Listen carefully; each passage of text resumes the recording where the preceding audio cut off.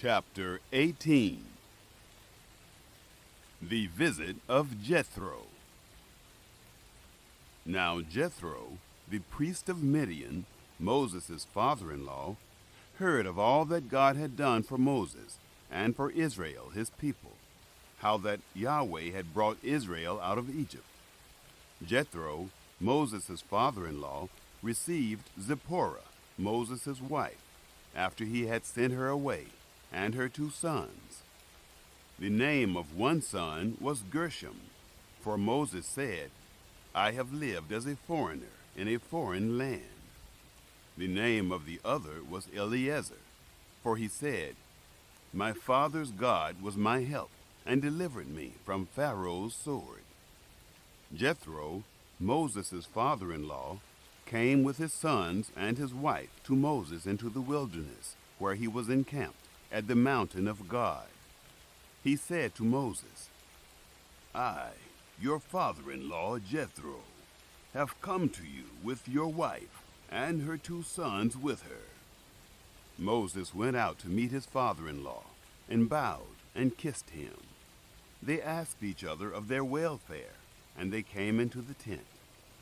Moses told his father-in-law all that Yahweh had done to Pharaoh and to the Egyptians for Israel's sake, all the hardships that had come on them on the way, and how Yahweh delivered them. Jethro rejoiced for all the goodness which Yahweh had done to Israel, in that he had delivered them out of the hand of the Egyptians.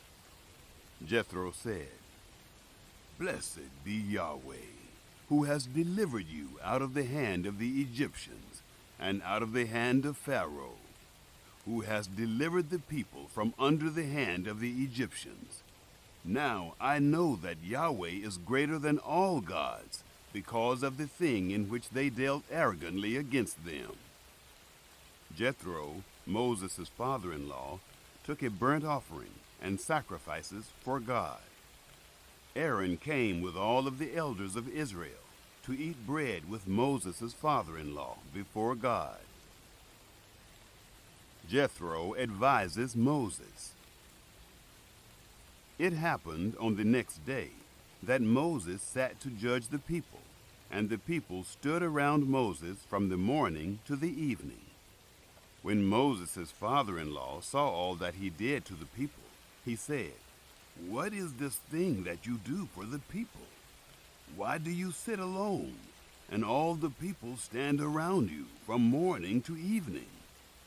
Moses said to his father-in-law, Because the people come to me to inquire of God. When they have a matter, they come to me, and I judge between a man and his neighbor, and I make them know the statutes of God and his laws. Moses' father-in-law said to him, The thing that you do is not good. You will surely wear away, both you and this people that is with you, for the thing is too heavy for you. You are not able to perform it yourself alone. Listen now to my voice. I will give you counsel, and God be with you. You represent the people before God, and bring the causes to God. You shall teach them the statutes and the laws, and shall show them the way in which they must walk, and the work that they must do.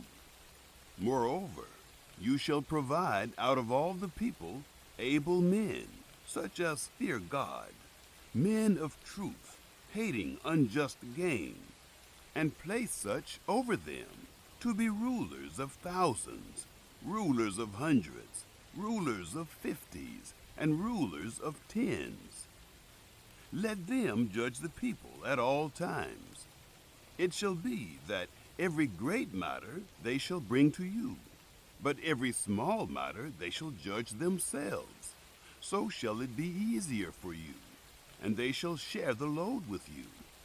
If you will do this thing, and God commands you so, then you will be able to endure, and all of these people also will go to their place in peace. So Moses listened to the voice of his father-in-law, and did all that he had said. Moses chose able men out of all Israel, and made them heads over the people, rulers of thousands, rulers of hundreds, rulers of 50s, and rulers of 10s. They judged the people at all times. They brought the hard causes to Moses, but every small matter they judged themselves. Moses let his father-in-law depart, and he went his way into his own land.